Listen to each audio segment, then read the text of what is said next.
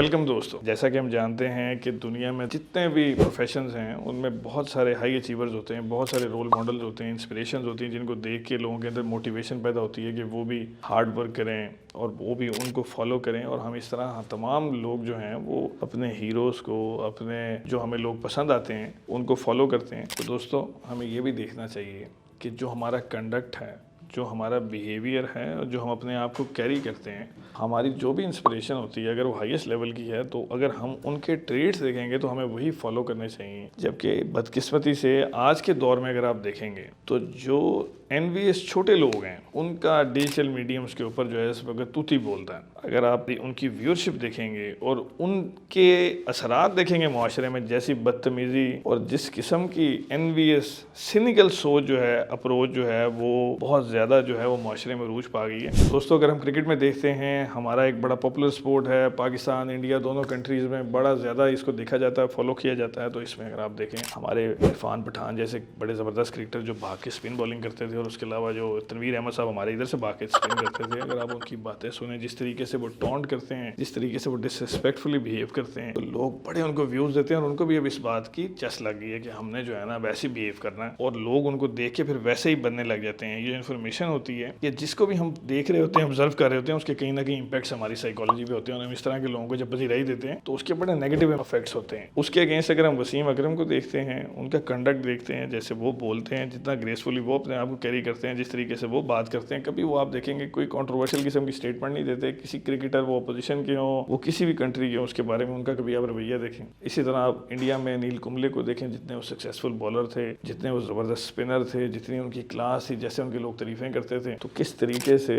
वो बोलते थे, कैसे वो आज भी अपने आप को प्रेजेंट करते हैं, कैसे वो आज भी अपने राय का इजहार करते हैं। उसमें कहीं पर भी आपको उनके अंदर वेनम, एनवी कोई चीज़ नज़र नहीं आती, क्योंकि ही इज़ फुलफिल्ड। और आप ऐसे ही देखेंगे दुनिया के तमाम स्फेयर्स ऑफ लाइफ में। क्रिकेट में अगर आप देखें तो एक गौतम गंभीर हैं जिन्होंने एक नई पॉलिसी बना ली है विराट कोहली की जेलसी में कि जनाब साहब फाइनल में जो स्कोर करता है ना वही प्लेयर है। जबकि फाइनल में जो लेके आया 4 साल पहले अच्छा खेलता रहा, जिसकी वजह से टीम का कोई मोराल इतना हाई हुआ है कि उसके अंदर ये बिलीफ आ गया कि हम फाइनल में जा सकते हैं। फिर वो सारे वर्ल्ड कप आपको लेके फाइनल तक आ गया, आपने एक मैच में स्कोर करके सारे पैसे पूरे कर लिए और अब आप कहते हैं कि जनाब साहब यही होता है। तो इस किस्म की ये जो नेगेटिव अप्रोच होती है, इसको फिर बहुत सारे लोग जो है वो सही समझने लग जाते हैं कि शायद हम भी कभी फाइनल में पहुंचेंगे तो वही कर लेंगे, हम भी उसी के लिए बने हुए हैं। कोहली फिर कोई नहीं बनेगा जो इस तरह की सेंटिमेंट्स पे या इस तरह की इर्रेशनल किस्म की जो हमारी अप्रोच है, इस चीज़ को देखने की बजाय हम ऑब्जेक्टिवली देखें किसी की फिटनेस कितनी है, जो जितना रेगुलर बेसिस पे स्कोर कर रहा है वो उतना बेहतर है। तो इस तरह 1000 गौतम गंभीर के ऊपर भी एक सचिन तेंदुलकर जो है वो बहुत भारी हैं, दुनिया के सबसे बड़े क्रिकेटर हैं। उनकी अगर आप बैटिंग देखें, उनका अगर आप बोलना देखें, उनका अगर आप चलना देखें, उनकी ग्रेस देखेंगे आप, आपको पता लगेगा उनका रैकेट भी बोलता है और उनकी पर्सनैलिटी भी बताती है कि उनका वो रैकेट क्यों है। और ऐसे ही आप देखें कि इंजमामुल हक का एक वाकया भी राणा नवीदुल हसन बता रहे थे टीवी शो पे कि कैसे उन्होंने जब तेंदुलकर को आउट किया तो उसके बाद उनके कोई नाम शनाब बोल दिया, तो इंजमाम ने उनको बकायदा सेलिब्रेट करने के और डांटा कि यार इतना बड़ा प्लेयर है, जाओ उसे माजरत करके आओ। तो कहते वो मैं उसकी जब वो अपने पवेलियन में पहुंच चुके थे तो पीछे भाग के जाके मैंने जनाब साहब उनको रोका और रोक के मैंने उनसे फिर माजरत की। तो इस हद तक दुनिया फिर उनकी रिस्पेक्ट भी करती थी और यही हम लाइफ में जो है ना वो देखते हैं। मैंने कहा इतना बड़ा आउट है, खड़े हो गए यार, बेईमानी कर रहे हो। तो ये क्या है कि मैं गुजर गया। फर्स्ट स्लिप में इंजी भाई खड़े थे, मैंने उनके साथ जब हाथ मारा तो मुझे क्या कहा है आपने इसको सचिन को। मैंने कहा इंजी भाई कुछ नहीं कहा, भाई यही कहा है कि इतना बड़ा एज खड़े हुए हो। कह रहे जाओ अभी जाओ सॉरी करो, तुम्हें पता कितना ग्रेट प्लेयर है। फिर मैं भागा, वो अभी सर्कल से बाहर नहीं थे, मैंने उनको फिर रोका, मैंने कहा sorry, I am very sorry, मैंने एक्साइटमेंट में ना आपको जो कुछ कह दिया, मैं सॉरी माफी मांगता हूँ। तो इनका जवाब था कि यार कोई बात, इट्स ओके नो प्रॉब्लम। तो कहने का मकसद ये जितना ग्रेट प्लेयर था उतना अच्छा इंसान भी है। जो जैसा जिस तरह से बिहेव करते हैं दुनिया फिर वैसे ही रेसिप्रोकेट करेगी। इसी तरह दोस्तों आप देखेंगे जिस तरह हमारे माशाल्लाह ये इंतहाई आला दर्जे के जो हमारे कोर्ट मार्शल हुए हुए जो हमारा कप्तान है ये और ये एक मेजर, ये दो बैठे वो चबलियाँ और जहर उगर रहे हैं बैठ के, और सारी दुनिया इनको ऐसे देख रही है जिस तरह हिंद सिंध इन्होंने हमें फतह करके दी हैं, जिनकी आप यकीन करें कि वजह शोहरत जो है वो भी बता नहीं सकते आप इस शो में, क्योंकि फैमिली शोज हैं। और अल्लाह के फजल से इन लोगों ने जो है ना वो आपको ये भी बता देते हैं कि फलाना जो इस वक्त हमारी कंट्री के चीफ ऑफ आर्मी स्टाफ हैं वो क्या सोच रहे हैं, इतनी इनकी एक्सेस है। जबकि इनके रैंक देख लें, हाईएस्ट रैंक के जितने भी हमारे ऑफिसर्स होते हैं, यकीनन ये इस रैंक के ऑफिसर भी सारे रिस्पेक्टेबल होते हैं, लेकिन उनकी इनकी एक्सेस बिल्कुल नहीं होती। अब 6 लाख की आपकी मिलिट्री इस वक्त एक्टिव, उसमें कहाँ पता होता है कौन सा जनाब साहब जो डिसीजन मेकर, उनकी अपनी ड्यूटी है, एक उनकी लिमिट्स हैं जिसमें उन्होंने रह के परफॉर्म करना होता है। और ये लोग तो भी बेचारे बहुत जल्दी जो है ना वो, बल्कि इनको तो रखने में बड़ी गलती होगी भी है इसके ऊपर तो पूरा मैकेनिज्म रिसर्च होनी चाहिए कि इनको रख कैसे लिया है, टेस्ट में नज़र नहीं आया। तो मैं चीफ ऑफ आर्मी स्टाफ से कहूँगा कि इसके ऊपर यकीनन जो है वो नज़र दौड़ाएं कि ये कोई पागल बेस पे भर्ती किए थे। ये देखें ना, लूप होल्स होते हैं हर जगह पर, बेहतरी की हमारे होती है एक स्पेस, तो इसको देखना चाहिए हमें। इसी तरीके से इंडिया में भी आप देखेंगे तो मेजर गौरव साहब बैठे हुए हैं, एक बड़े ज़बरदस्त वो भाषण देते हैं। उनकी अगर बातें सुन लें, वो यकीन करें साइकोलॉजिकली बिल्कुल ही एक डैमेज इंसान लगते हैं। जिस तरह के वो क्लेम्स करेंगे, जिस तरह से वो जनाब साहब फसाद फैलाने पे तुले हुए हैं, वो जनाब साहब पाकिस्तान में घुस के मार दो, यूं कर दो, वो कर दो, खुद उन्होंने होना नहीं है वहाँ पे। तो दोस्तों ये इस तरह की मुझे लगता है इंडिया में भी कोई जो है ना वो इंडक्शन का कोई इस तरह का फार्मूला है कि जब एमिनेशन खत्म होने की सूरत में कोई बंदे वैसे भी भर्ती करते हैं जो मुंह से फिर जो है ना वो ठा ठा करते रहे और वहाँ खड़े होकर लगे जनाब साहब बड़ा असला चला लिया हमने। तो ये इनकी अगर आप बातें सुन लें तो किस तरह की गरीबी और बड़ी घटिया, बड़ी जनाब साहब नेगेटिव और वेनमस किस्म की इन लोगों की अप्रोच होती है। ये आपकी राय हो सकती है, लेकिन आपको डिजिटल प्लेटफॉर्म्स पे आके कभी भी इतनी इस तरह की बातें नहीं करनी चाहिए जहाँ पर इंडिया की कितनी माएँ जिनके बच्चे बॉर्डर पे खड़े हुए हैं, जिन्होंने शहीद होना है, इन्होंने नजर ही नहीं आना आपको, फिर इन्होंने अगले किसी मुल्क में जाकर वीडियो बना रहे होना। ऐसे दोस्तों अगर आप देखेंगे कि जिस तरीके से हमारे यहाँ कुछ लोग नेगेटिविटी फैलाने के लिए, मोरल डाउन करने के लिए या अपने आप को बड़ा जनाब साहब जो है ना वो समझदार दिखाने के लिए कहते हैं पाकिस्तान ने किस तरह शेमफुली जो है ना वो 71 में सरेंडर कर लिया और बड़ा ही जनाब साहब कावर्डली लड़े, जबकि जो उस वक्त इंडियन चीफ थे मिलिट्री के जनरल मानिक शाह, उनका इंटरव्यू का clip. Marshal, let me take you back to the Bangladesh war. To what extent did you win because the Pakistan military leadership proved to be incompetent? For instance, I gather they had no fallback strategy to defend Dhaka. No, it's not true. The Pakistan army in East Pakistan fought very gallantly, but they had no chance. They were 1,000 miles away from their base. I'd had 8 or 9 months to make my preparations. I'd got a superiority of almost 15 to 1. They just had no chance, but they fought very gallantly.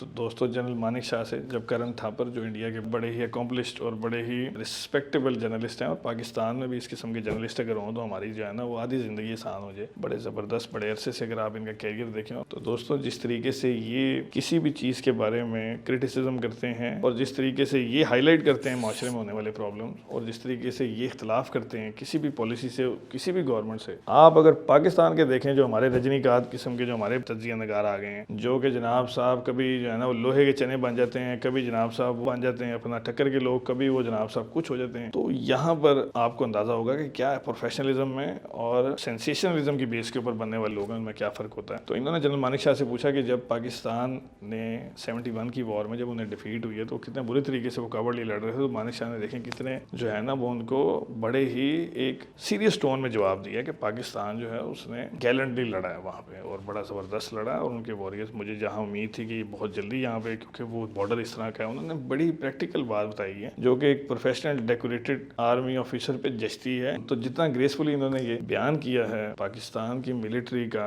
जो conduct था वहाँ पे या जो भी उनका behaviour था, इससे जाहिर होता है कि ये अकॉम्प्लिश लोग जो होते हैं ये किस तरीके से अपने आप को कैरी कर रहे होते हैं, इनकी कैसे ट्रेड्स और एट्रीब्यूट्स होते हैं जो हाईएस्ट लेवल ऑफ इनको जो है वो सक्सेस पे ले जाते हैं। आप रॉजर फेडरर को देख लें, आप किसी भी बड़े ज़बरदस्त किस्म के एथलीट को देख लें, आप बहुत बड़े पॉलिटिशियंस को देख लें, उनका आप कभी पर्सनैलिटी देखिए, उनकी बात देखें। यूसुफ रज़ा गिलानी हमारे पॉलिटिशियन हैं, उनकी पॉलिटिकल नैरेटिव से, उनकी आइडियोलॉजी से, उनकी पॉलिटिकल पार्टी से हमें 100 गुना इख्तलाफ हो, लेकिन आप देखें कि जब वो इलेक्शन हारते भी हैं तो वो 3-4 हल्कों में जो है ना वो लाख लाख वोट ले लेते हैं और जब वो जीतते भी हैं तब भी उनका वोट बहुत होता है। उनको ज़ाती वोट आवाम नहीं छोड़ती, उनका सिर्फ कंडक्ट है जिसकी वजह से लोग उनको बहुत पसंद करते हैं। वो बड़ा अच्छा अखलाक, बड़ा अच्छा उनकी प्रेजेंटेशन है और बड़ा पोलाइट हैं वो पॉलिटिकली। जबकि आप ये देखें जो फलाने जनाब साहब आ गए हैं अब ये कि PTI के जो नए नए लीडर जिस तरह पहले आए थे कई सारे, फिर उनकी जानियाँ भी देखने वाली थी, अब ये मरवत साहब आए हैं जो भी बड़ा ज़बरदस्त, ये भी इसी चीज़ के माहिर हैं कि कैसे हेट बेस्ड पॉलिटिक्स हो, कैसे नारे जनाब साहब, लड़ाइयाँ, चपेड़ें, मुक्के मार के जनाब साहब हिट हो जाएं।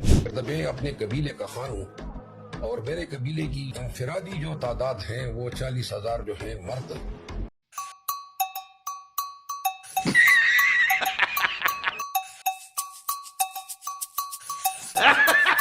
जबकि आप यकीन करें पिछले इलेक्शन का इनका रिजल्ट निकालें, जब ये आज़ाद लड़े थे, ये इतने ताकतवर पॉलिटिशियन है कि 33 वोट इन्हें पड़े थे MNA की सीट पे। तो माशाल्लाह ये आपने शेख रशीद साहब का भी देख लिया, जैसे खान साहब ने उनको टाटा कहा तो 5,000 वोट निकले उनकी तकरीरें आप सुनने लगता है आधा पाकिस्तानी वो आज़ाद बेस पे जीत जाते हैं। तो दोस्तों हमेशा कंडक्ट जो है वो अपना रिजल्ट जो है उसके अंदर आपको बताता है कि इस इंसान के साथ इतनी ज़्यादा एफिलिएशन, सक्सेस या बहुत सारी चीज़ें इसके अपने कैरियर में क्यों जुड़ी हुई हैं। तो हमेशा इस तरह के लोगों को फॉलो करें और चपड़ गनातियों से या इन लोगों से जितना भी आप इज्तनाब कर सकते हैं, जितना इनको अनफॉलो कर सकते हैं, कम देख सकते हैं, हम सोसाइटी के अंदर इनको कम रेलिवेंट होने दे सकते हैं, उतना होने दें, तो माशरा जो है वो बेहतर तरफ चल पड़ेगा।